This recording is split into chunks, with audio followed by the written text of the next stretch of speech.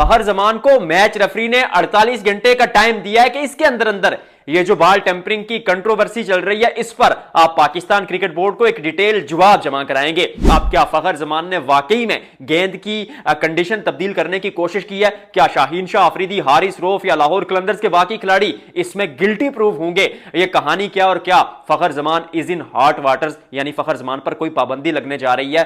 एक तो ये केस आपके सामने खोल के रखना और दूसरी जानिब पर्दा उठाएंगे नसीम शाह की केस की उस कहानी से, जहां पर यह खबरें आ रही कि नसीम शाह पर 2 साल की पाबंदी लगाई जाएगी, 5 मिलियन जो है उन पर वो जुर्माना किया जाएगा।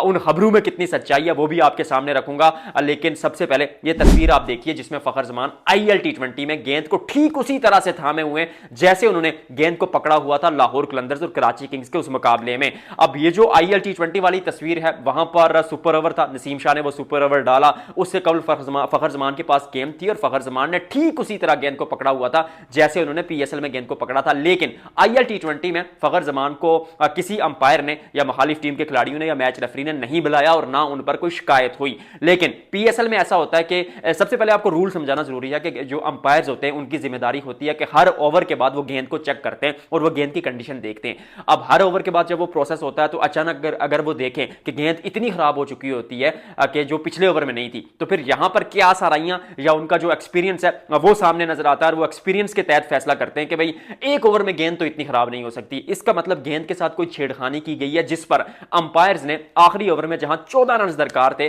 वहां 5 रन की पेनल्टी डाली लाहौर कलंदर्स पर। शाहीन शाह अफरीदी लाहौर के कप्तान गए अंपायर्स के पास, लेकिन अंपायर्स ने उनको कहा कि आप हमसे दूर रहिए। इवन कराची किंग्स के खिलाड़ियों को भी कहा कि आप दूर रहिए और फिर 5 रन की पेनल्टी डाली। जो 14 रन दरकार थे वो 9 पे आ गए और हारिस रऊफ के खिलाफ अब्बास अफरीदी वो 2 छक्के एक छक्का और एक चौका लगाकर 2 ही गेंदों में मैच खत्म कर देते हैं। कई लोग बात कर रहे हैं कि 14 होते तो भी वो हारिस रऊफ बचा ना पाते। खैर वो एक अलग डिबेट है। यहां पर बात करना इस चीज पर जरूरी है कि क्या फखर जमान पर अब पाबंदी लगेगी। देखिए फखर जमान के बारे में ऑनेस्टली अगर बात करूं तो वो गेंद को खराब करने के लिए अब जाने नहीं जाते या इस तरह की कंट्रोवर्सीज में पहले नहीं आए। लेकिन एक चीज ये है कि जब टी20 क्रिकेट में रिवर्स स्विंग होती है तो उसके लिए गेंद को पुराना करना जो है वो गेंदबाज के लिए जरूरी होता है और हारिस रऊफ जो है वो जाने जाते हैं, इवन मुस्तफिजुर रहमान भी इसी चीज के लिए जाने जाते हैं कि पुराने गेंद के साथ रिवर्स स्विंग करते हैं। अब रिवर्स स्विंग के 2 तरीके होते हैं। एक तो लीगल तरीका यह है कि आप एक जो एरिया है गेंद का उसको शाइन करते रहें और दूसरे जो गेंद होती है उसको पिच पर यानी डेक एरिया पर जो थोड़े से खराब क्रैक्स वगैरह होते हैं वहां पर गेंद को मारें, वहां पर जो पिच का रफ एरिया होता है वहां पर गेंद को पिच करें तो एक साइड से गेंद जो है वो पुरानी हो जाती है और दूसरी साइड से गेंद को आप शाइन करते हैं। जैसे तमाम खिलाड़ी वो चेहरे से सनस्क्रीन गेंद पर लगाते हैं, कोई ट्राउजर पर गेंद को रगड़ता है, तो एक तरफ से शाइन रखते हैं, एक तरफ से गेंद को रफ कर देते हैं, पुराना कर देते हैं, रिवर्स स्विंग हो जाती है। ये लीगल तरीका है। इस पर आईसीसी या पाकिस्तान क्रिकेट बोर्ड या कोई भी दुनिया का जो क्रिकेट बोर्ड है वो पाबंदी नहीं लगाता। दूसरा तरीका ये होता है कि आप गेंद को हाथ से या किसी चीज से या इवन जूते से गेंद को पुराना करने की कोशिश करते हैं। अब जो विजुअल्स नजर आ रहे हैं, जो वीडियोस नजर आई है, उसमें फखर जमान ने ऐसे गेंद पर हाथ रखा हुआ है।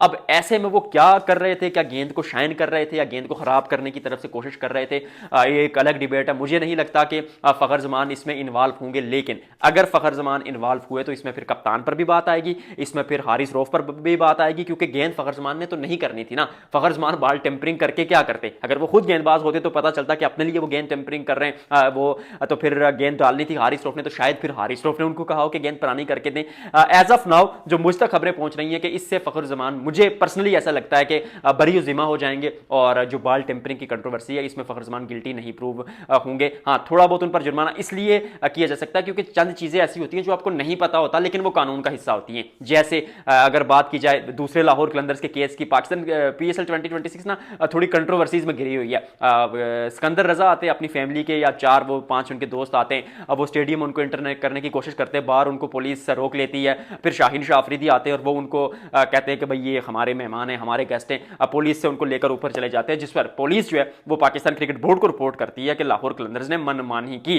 जिस पर भी अब लाहौर कलंदर्स के बारे में वो एक तफ्तीश चल रही है। पाकिस्तान क्रिकेट बोर्ड सोच रहा है कि क्या किया जाए क्या ना किया जाए, तो ये एक थोड़ी कंट्रोवर्सी वो भी है। तो वो कानून में था कि आप बाहर के किसी बंदे को नहीं ला सकते, लेकिन कानून पता नहीं था सिकंदर रजा को, क्योंकि पिछले पीएसएल के 4 सीजन में भी वो अपनी फैमिलीज लाते थे।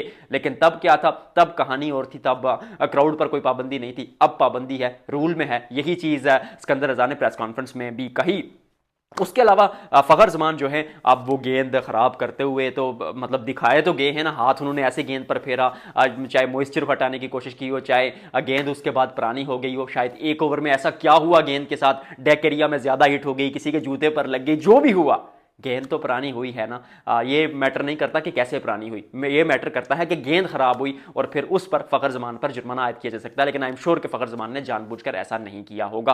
अगर ऐसा किया है जानबूझकर तो फिर पाबंदी का सामना कर सकता है 2 से 4 मैचेस की। नसीम शाह के केस पर जल्दी जल्दी आते हैं। देखिए नसीम शाह का केस क्रिस्टल और क्लियर है। अब ये केस पाकिस्तान क्रिकेट बोर्ड के कटहरे में है। 14 रोज के अंदर अंदर वो जो फैसला आ जाएगा उसमें ये होगा कि FIA इन्वॉल्व होगा। सीधा सिंपल केस है। FIA क्योंकि मोहसिन नकवी वजीर दाखिला भी हैं तो FIA उनके अंडर आता है। FIA को वो कहेंगे कि चेक कीजिए अकाउंट हैक हुआ था या नहीं हुआ। अगर अकाउंट हैक हुआ था या किसी तीसरे बंदे ने ट्वीट की है तो फिर नसीम शाह बरी जिम्मा हो जाएंगे, और अगर नसीम ने खुद या उनके मैनेजर ने ट्वीट किया तो फिर नसीम पर पाबंदी लग सकती है। खबरें आ रही हैं 2 साल की पाबंदी, इतनी ज्यादा पाबंदी नहीं लगाएंगे लेकिन कुछ अरसे की पाबंदी उन पर लगेगी, और वो मैच फीस का भी कुछ जुर्माना लगेगा, और 50 लाख रुपया शायद आप पर पैसों के मध्य वो क्या कहते हैं नजरिए से अगर देखा जाए तो शायद 50 लाख रुपया जुर्माना भी हो जाए। लेकिन उसके लिए वो केस सीधा है, वो FIA के पास है। 14 रोज में उसकी रिपोर्ट आ जाएगी। आज की वीडियो में फिलहाल इतना ही, आपसे मिलते हैं अगले व्लॉग में। कमेंट सेक्शन में बताइएगा कि फ़खर जमान ने टेम्परिंग की होगी या नहीं की होगी।